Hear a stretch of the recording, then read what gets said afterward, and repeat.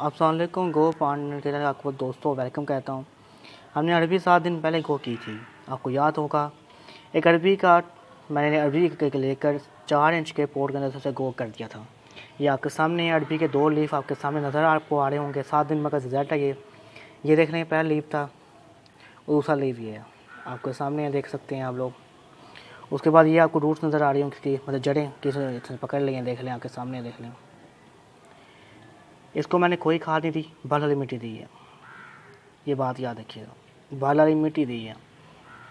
इसको अभी मैंने 4 इंच के पोर्ट में रखा है। कब इसके 5 लीफ हो जाएंगे तो उसको मैं बड़े गाछ इसके पोर्ट के अंदर शिफ्ट करूँगा। तब आधी मिट्टी होगी और आधी खाद होगी। मैं आपको शो करूँगा उस पार्ट में, लेकिन अभी दूसरा पार्ट है। अभी बस आपको उसके लीफ शो करने थे, मैंने ये चल पड़ी है, आपको ये शो करना था बस। आपको वीडियो अच्छी लगी हो तो मेरे दोस्तों वीडियो को लाइक करिएगा। ये 7 दिन पार्ट का ज़रा से मैंने अभी तक कोई खाद नहीं दी। तब तीसरा पार्ट आपसे शो करूँगा तो इंशाल्लाह आपसे मैं टोटल इसके अंदर कौन सी खाद यूज़ करनी है, टोटल सब कुछ मैं आपको शो करूँगा।